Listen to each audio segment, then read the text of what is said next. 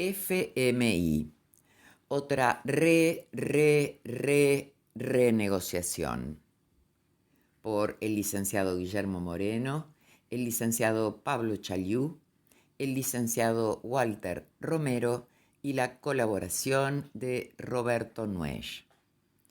Oportunamente, en Demasiado tarde para lágrimas, señalábamos que la administración Cambiemos comenzaba a orientar, bajo la tutela del Fondo Monetario Internacional, a partir del crédito stand-by solicitado y acordado, una política económica ahora sí neoliberal.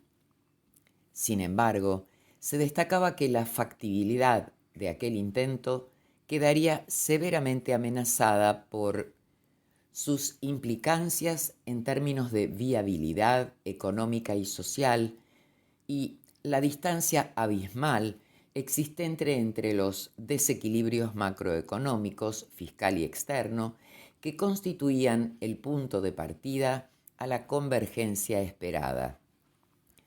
Posteriormente, y dados los desaguisados producidos por el presidente del Banco Central de la República Argentina y actual ministro de Economía, fue necesaria una adenda al contrato de mutuo, la primera RE, para incrementar el monto de los fondos, pues los iniciales se habían dilapidado. Al respecto, en el domo del FMI, se definió que lo que verdaderamente se perseguía, dado el insostenible diseño económico en curso, era que la explosión final se transformara, para prevenir los posibles contagios a la región y al mundo, en implosión. En ese contexto, se enfatizó que el mejor equipo en los últimos 50 años nos había conducido al borde del precipicio.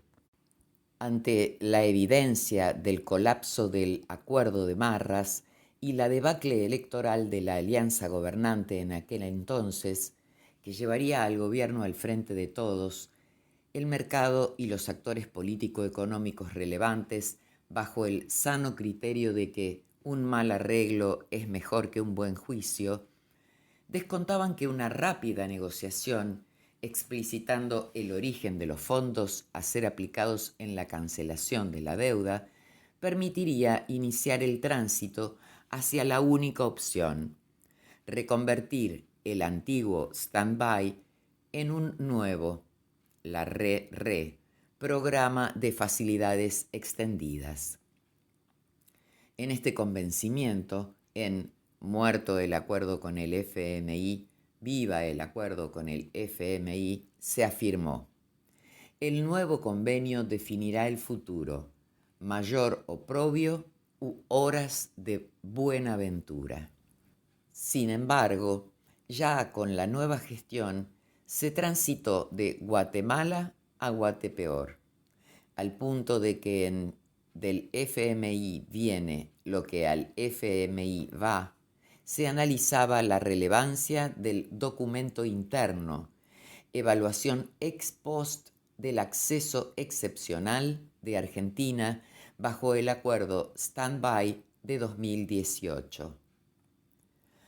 Por último, en FMI, al final llegó el final, se dejó constancia que la formulación técnica del acuerdo de enero de 2022, la RE, sería impracticable, ya que explicitaba un modelo de país injusto en el corto plazo. Aceptando el FMI la vigencia en el próximo trienio de un quantum de déficit fiscal primario, pero a cambio de entregar el Poder Ejecutivo la política monetaria para ser direccionada hacia una recesión más profunda aún en la economía doméstica. Así, la masa salarial ampliada, que incorpora los ingresos de los asalariados formales e informales, jubilados, pensionados, profesionales independientes, etc., verá extremadamente resentido su poder adquisitivo, al disminuir la ocupación y la retribución promedio. Injusto en el mediano plazo. Las tasas de interés al alza, mayores que la inflación esperada, perjudican los proyectos de inversión, limitando la expansión de la economía. El deterioro del mercado interno, por lo ut supra explicitado, impacta sustantivamente en todas aquellas empresas, especialmente las manufactureras y las de servicios, que basan su ingreso en él. Con un modelo decididamente antiindustrial, la posibilidad de agotar la fuerza de trabajo, transitando hacia el pleno empleo, se ve temerariamente impedida con la emergencia de manera irreversible de la pobreza e indigencia estructural.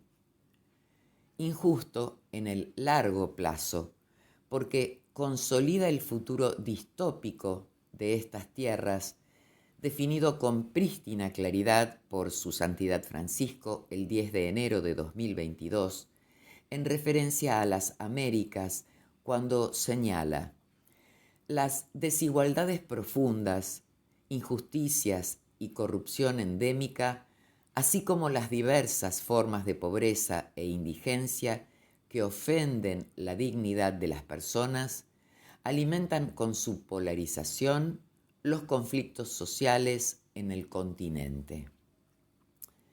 Naturalmente, de tan injusto que era, no era justo que ganaran las elecciones y un cisne, el gobierno de la Libertad Avanza, que resultó ser negro, comenzó a esparcir su sombra sobre el futuro. Sin ninguna razonabilidad, la actual gestión, a partir de sus decisiones, introdujo a la economía argentina en una pavorosa depresión económica. Si bien es cierto que heredó una supercrisis, agravó lo recibido de modo tal que se transita hacia una hipercrisis anómica. Al desastre económico-financiero se le empiezan a adosar los conflictos sociales. Es en este marco que se instala en la agenda pública el formato que debe adoptar la indispensable nueva renegociación del contrato de mutuo con el FMI. Como inexorablemente acontece, el crédito a obtener estará sujeto a los condicionantes que se derivan de los programas que éste ofrece.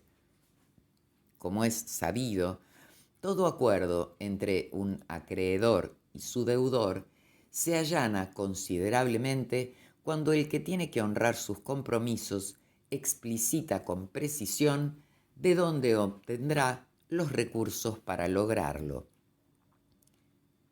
En el caso que nos compete, se obtienen del superávit fiscal primario y de los recursos en divisas que se generen a través de la cuenta corriente de la balanza de pagos.